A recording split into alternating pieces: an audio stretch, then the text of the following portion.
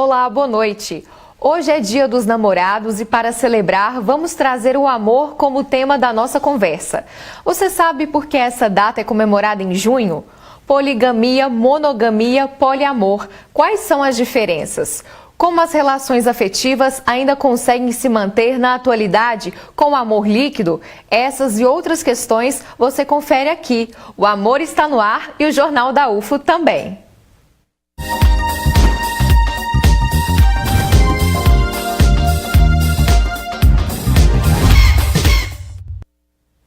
O que acontece no nosso corpo quando estamos apaixonados? Será que a gente fica mais produtivo ou o contrário? Não conseguimos concentrar em nada a não ser no amor? Veja na reportagem. Quase todo mundo já deve ter se apaixonado pelo menos uma vez na vida. Quem viveu ou vive a paixão sabe bem as sensações. Uma coisa doce, boa, a gente fica voando, fica leve, fica legal. O João Vitor conta que a mão dele já sua muito normalmente. E quando se apaixonou, então? A mão sua, né? A gente fica bem, assim, apreensivo. A gente fica com vergonha, a gente fala besteira mesmo. Você fecha o olho, aí você pensa. Aí você ouve alguma coisa, você sente o cheiro. Sente um cheiro, você tá passando, sente um cheiro, você lembra da pessoa. Você tá vendo um filme, você lembra da pessoa. Você tá vendo, sei lá, você anda na rua, você olha assim um cabelo diferente, você lembra da pessoa. Então, ela tá em todo lugar. A paixão é assim mesmo, mexe com o corpo todo. Deixa a gente desconcentrado com tudo, menos com aquela pessoa. Esta psiquiatra explica que os hormônios ficam alterados, principalmente os níveis de dopamina, o hormônio do prazer, e ocitocina, o hormônio do amor e da empatia. No mecanismo da paixão, a gente vai ter vários neurotransmissores envolvidos, que também fazem parte da migração da paixão para o amor. Então, assim, testosterona, o estrógeno, dopamina, noradrenalina, ocitocina e vasopressina. Então, na paixão, você vai aumentar a sua testosterona, aumentar a sua dopamina, aumentar a sua noradrenalina. É o que praticamente esses vão causar todas as reações da paixão, né? Que é, de fato, a mão suando, o coração batendo, a frequência respiratória aumenta. Você não precisa, só de você pensar na pessoa, né? E vai causar uma atenção seletiva. Você pensa só naquela pessoa ou você fica burra pro resto, né? E é por isso que quando você lembra daquela paixão, você lembra de todos os mínimos detalhes, que você fica numa hiperatenção, né? Você tem uma atenção em demasia àquele objeto que te causa toda aquela reação, né? Então, isso passa, são as fases assim iniciais da paixão. À medida que aquilo vai se consolidando, essas reações físicas tendem a ir diminuindo para dando espaço, por exemplo, para a ocitocina se instalar, a testosterona diminui, né? Mas está envolvido com esse jogo de hormônios e neurotransmissores. O tempo vai passando, dopamina vai diminuindo, ocitocina aumentando, exceto para aqueles viciados no prazer. Sim, você conhece alguém que não consegue passar da fase da paixão e que quando o negócio está ficando mais sério, a pessoa não quer mais? Quando essa paixão está, né, diminuindo a dopamina e se transformando, né, o indivíduo ele não suporta.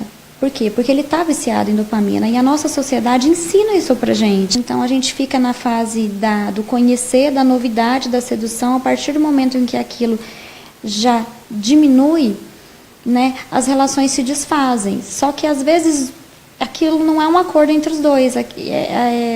Um quer continuar seguindo e fazer essa migração, né, de neurotransmissores e hormônios para o amor, o outro não quer, o outro não suporta aquilo porque não nos ensinaram isso, estão nos ensinando diferente. A nossa cultura, a nossa educação, ela é para a dopamina, né?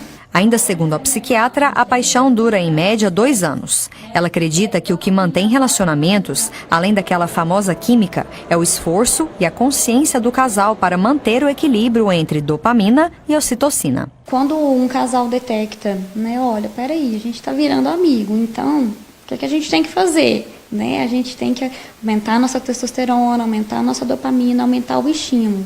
Né? Então, a gente se estimula pelos órgãos do sentido. Vamos começar pelo visual, vai no salão, vai na academia, vai falar alguma coisa que o outro abre o olho e fala, nossa, que interessante, de onde que ela tirou isso? A gente está junto tanto, né? A gente está junto em todos os momentos e de repente vem com uma novidade e isso vai estimulando. Então eu acredito que precisa ter uma dedicação, mas é possível. João acredita que a paixão é uma experiência que precisa ser vivida. Eu cresci bastante quando eu estava apaixonado e tal. Agradeço bastante porque no tempo que eu fiquei namorando eu cresci bastante. E eu acho que é um aprendizado muito massa. Todo mundo tem que passar. Eu sempre apaixono e sempre desapaixono. Mas é melhor ficar apaixonado, porque a gente tem uma ilusão. E hoje as nossas convidadas aqui no estúdio do JU Sal. Ana Luísa Mendonça, psicóloga, seja bem-vinda, obrigada pela presença. Obrigada a você pelo convite. E também a professora do Instituto de Filosofia da UFO, Georgia Mitrano. Obrigada, professora, bem-vinda. Eu que agradeço o convite. Então, nós acabamos de ver essa reportagem, né? Como que o amor ou a paixão pode interferir até mesmo no nosso organismo. De fato, por exemplo, hoje, quando atende as pessoas no consultório, é comum perceber que esses tipos de sentimento interferem mesmo no organismo? O que você acha? Sim, sendo especialista em família e casal, a gente atende muitas pessoas ainda apaixonadas, né? Então, ela falou sobre a dopamina, mas existe uma queda da serotonina também, que na época do apaixonamento é essa coisa da obsessão, né, pelo assunto. E uma outra verdade disso aí é que a gente vai ter os serial daters, pessoas que vão sempre trocando uma paixão pela outra, porque aquele mesmo indivíduo por quem eu me apaixonei, depois da fase química, se eu não me interessar pelo indivíduo mais verdadeiro, essa relação tende a acabar, né? É difícil fazer essa ponte de uma etapa para outra? Quem tem essa dificuldade, por exemplo, de manter um vínculo por maior prazo? É possível? Como fazer? É possível mudar isso? Eu acho que sim. A primeira coisa é problematizar isso, a gente falar sobre todos esses assuntos. Porque existe, claro, um pensamento romântico, né? De que amor bom é amor que dura para toda a vida. Que talvez a contemporaneidade vai nos problematizar isso e dizer não necessariamente. Mas eu acho também que a gente tem que pensar que todas as fases são interessantes para alguém que se interessa pelo outro real. Certo. E, Georgia, é até interessante você tocar nesse ponto, que hoje, né, nessa pós-modernidade, é muito comum nós lembrarmos de Bauman, né, modernidade líquida, essas relações também. Como que fica esse contexto do amor na nossa atual sociedade, nos tempos de hoje? Bom, trazer um filósofo para falar de amor é sempre complicado, porque acho que é um assunto que os filósofos sempre se furtam. E exatamente por essa questão de nós acharmos que o logos, né, a razão, ela está separada do pathos, né? É algo do sensível que nos afasta. Eu fiquei prestando atenção à fala da psiquiatra e fiquei imaginando, uma paixão é quase um infarto, né? Exatamente todos os hormônios que a gente vai ter, quase todos, né? E todas as formas como o nosso corpo reage é quase de um infarto, né? Então, paixão e infarto seriam a mesma coisa.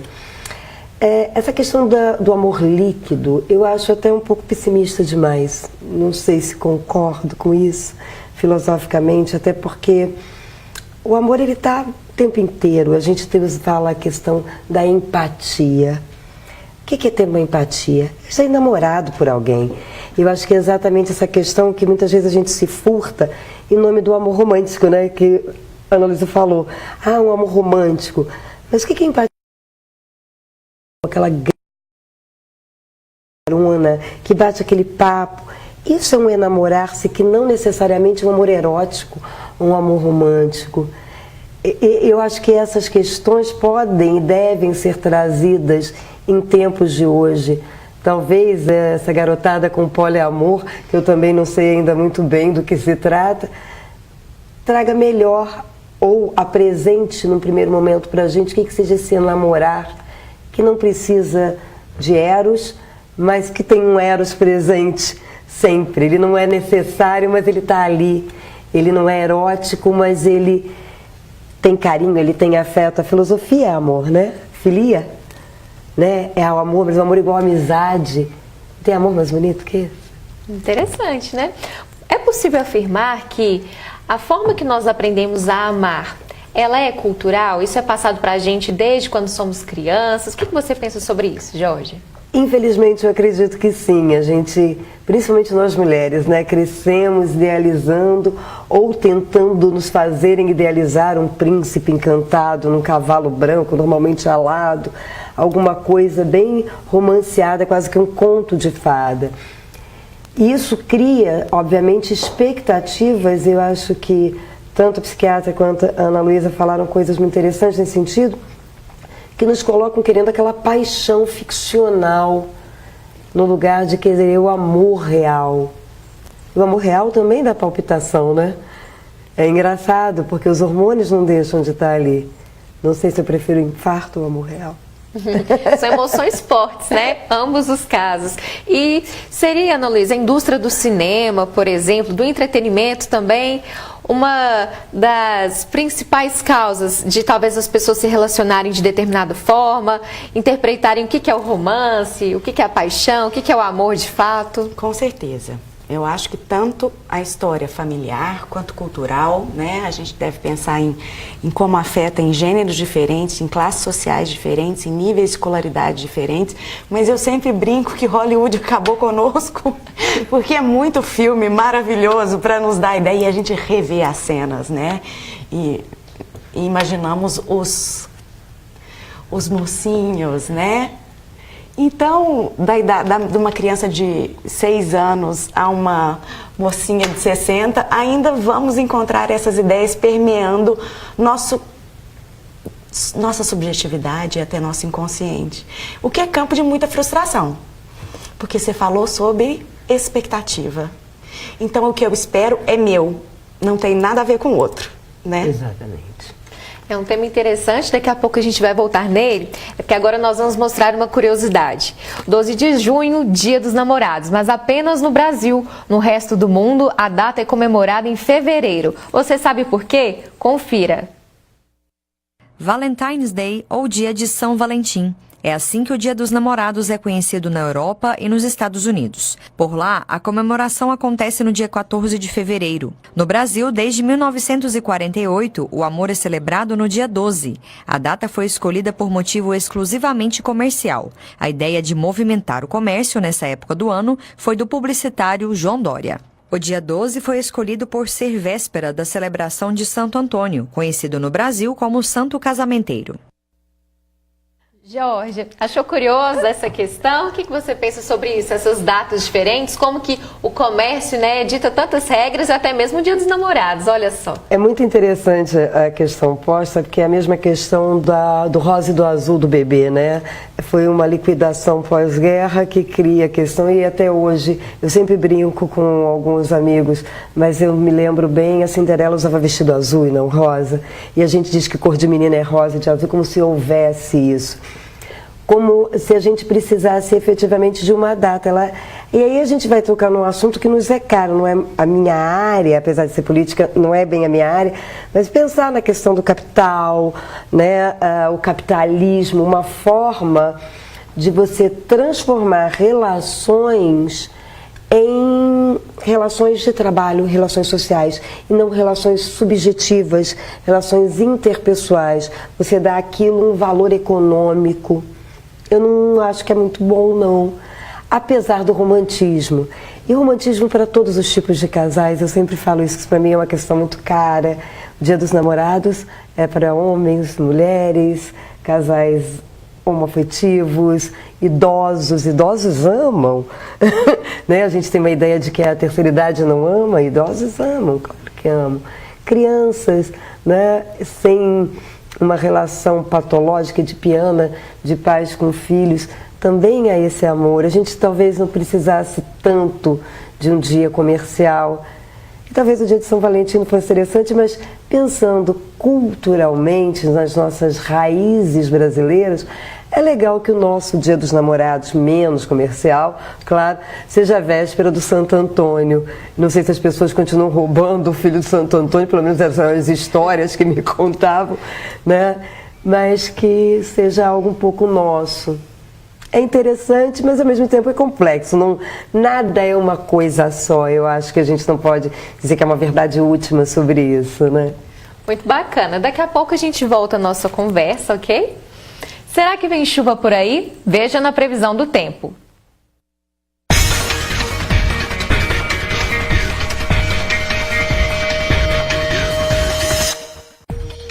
A quarta-feira em Uberlândia é nublada, com possibilidade de chuva à tarde e à noite, mínima de 18 e máxima de 28 graus. Em Patos de Minas é bem parecido, com as mesmas temperaturas de máxima e mínima, dia e noite nublados e poucas chances de chover. A região segue com o sol escondido entre nuvens, dia nublado também em Monte Carmelo. As temperaturas variam entre 17 e 27 graus. Patrocínio fica parcialmente nublada durante o dia e também à noite, mas a chuva não deve chegar, mínima de 16 e máxima de 26 graus. Em Ituiutaba, a chance de usar guarda-chuva é maior, deve chover à tarde e à noite, a mínima prevista é de 20 e máxima de 29 graus. Daqui a pouco voltamos com o nosso bate-papo sobre o Dia dos Namorados. E tem ainda as vagas do nosso quadro Mercado de Trabalho. Voltamos já.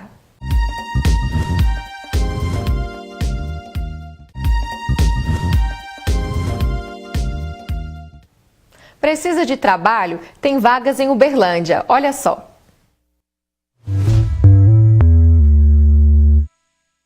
Vaga para cozinheiro, com salário de R$ 1.030. É preciso ter experiência de 6 meses e ensino médio completo, além de habilitação AB. Oportunidade para costureira pilotista. A remuneração é de R$ 1.598. É necessário ter experiência de 6 meses e ensino fundamental completo. Vaga para gerente comercial, com salário a combinar. O candidato precisa ter experiência de 6 meses, ensino médio completo e habilitação B ou C. 2 vagas para vendedor interno, com salário comissionado. Precisa ter experiência de 6 meses e ensino médio completo. Para saber mais informações sobre essas vagas e outras, é só procurar o Cine Uberlândia, na Avenida Nicomedes Alves dos Santos, número 136, no centro da cidade. O horário de atendimento é de 8 da manhã às 5 da tarde. Ana Luísa, tem pessoas que estão se relacionando, estão satisfeitas, mas e quem está sozinho? Né? Tudo bem estar só, importante a pessoa primeiro estar bem consigo mesma, né? Mas é aquela que está em busca de um relacionamento e talvez no momento não consegue ter a pessoa que tanto almeja. Como lidar com a frustração? Eu acho interessante que essa pergunta seja feita no Dia dos Namorados, né? Porque é o dia da percepção da percepção de si enquanto solteiro, se você não está namorando, casado ou com alguém. Então, existe um lado verdadeiramente negro nessa história, né? De pessoas que se sentem inferiores, tristes, deprimidas, por não estarem com alguém nessa data especificamente.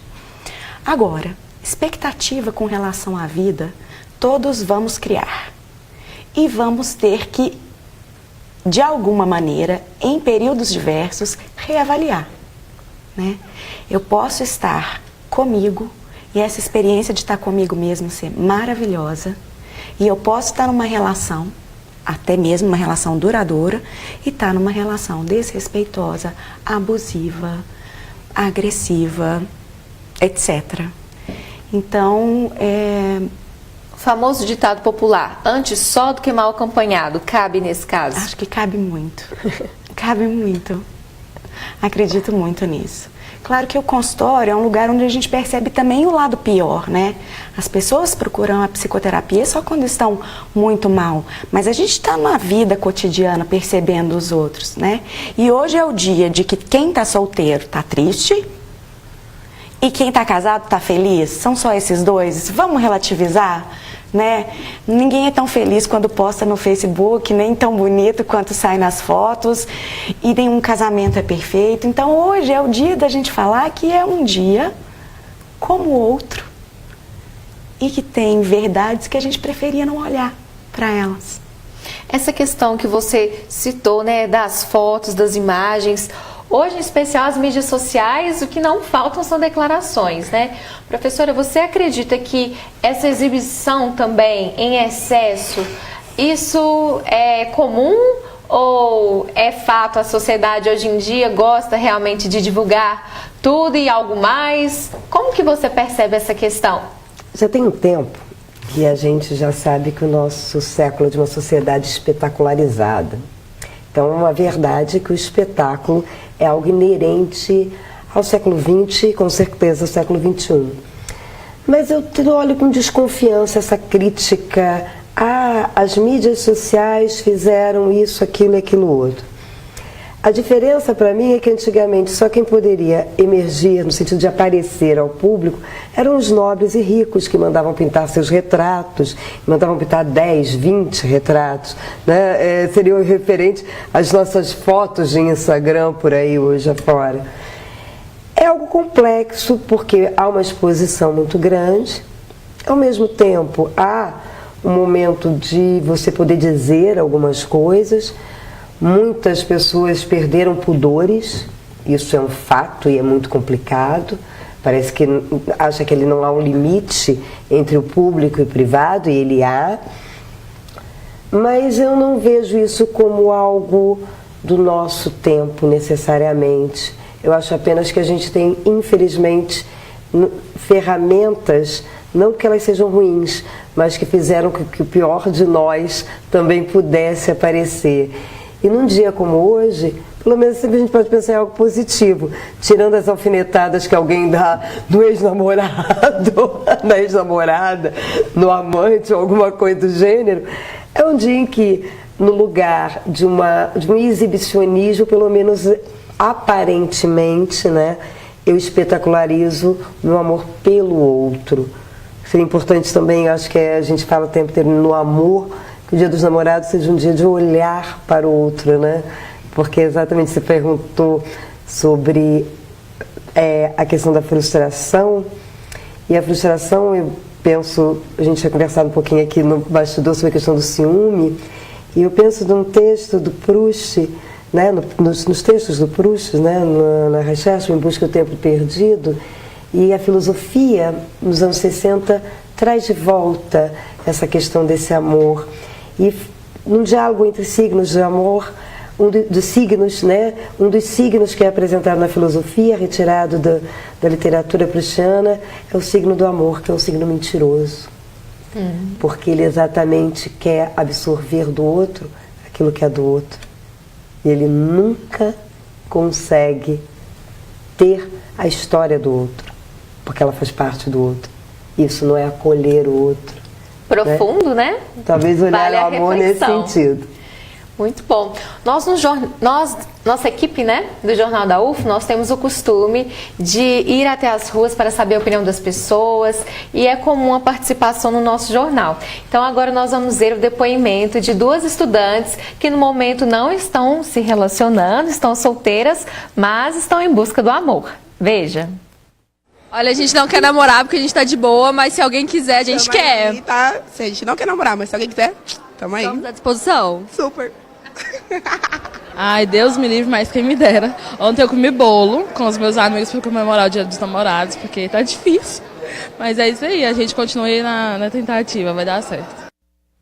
Boa sorte, né? Na tentativa, vai dar certo, né? É interessante porque ali o amor, a amizade está forte, né? E as brincadeiras com relação a isso, eu não quero, mas se alguém quiser, eu também tô aí.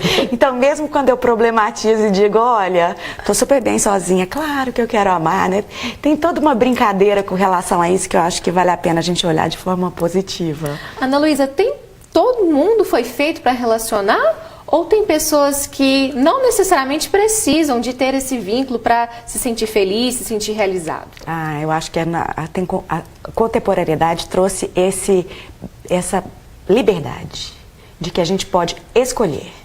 Isso é maravilhoso porque a gente pode escolher relações muito melhores, né? A gente se relaciona com quem a gente quer, o acordo tem que ser consensual e eu acho que não é para todo mundo, não dura para sempre e E aí a gente vai ter que rever até outras cositas mais, né? A coisa da monogamia, a coisa do dure para sempre, o amor verdadeiro não acaba. Todas essas questões que a clínica é lugar da gente questionar e que a gente pode questionar aqui também, né? É como dizem, cada caso é um caso. Exato. Ok. E nós também acompanhamos pessoas que estão apaixonadas e que fizeram questão de gravar uma declaração de amor. Confira. E aí, mozão? Feliz Dia dos Namorados pra você. Não comprei presente pra não fortalecer o capitalismo, mas estamos juntos, é nóis. Valeu, falou! Fazem 3 meses que a gente já se conhece. Tipo, hoje faz 3 meses que eu cheguei aqui em Uberlândia e a primeira vez que a gente se viu. E eu tô muito feliz com o nosso relacionamento. É algo que tipo, ainda está em processo, a gente está ainda nos primeiros passos, mas ainda estamos chegando lá, né? Olha, eu quero dizer que ela é uma pessoa muito especial na minha vida, ela é uma pessoa incrível, que compartilhou comigo momentos de muito prazer e muita aventura, muita amizade. Eu quero dizer que eu amo muito ela e que ela é uma pessoa muito, mais que especial para mim e que nesse Dia dos Namorados é o primeiro que a gente passa junto, mas que ele seja marcado por grandes emoções e muitas experiências boas. É isso aí, o amor está no ar, né? Ana Luísa comentou agora há pouco a questão da monogamia. Jorge, o que você pensa, né, enquanto estudiosa também da sociedade, dessa questão das formas de se relacionar, da monogamia, da formação de casais? O que você pensa sobre isso? Bom, eu faço boa parte das palavras da Ana Luísa, palavras minhas. A nossa modernidade, a nossa contemporaneidade nos permitiu, tanto a homens quanto mulheres, isso é fantástico, que a gente possa escolher estar com alguém afetivamente, no sentido de relacionamento erótico afetivo ou não, e isso não nos impede da felicidade, e isso é fantástico. E a questão da monogamia, claro, pinguins são monogâmicos, se eu parar para pensar, né?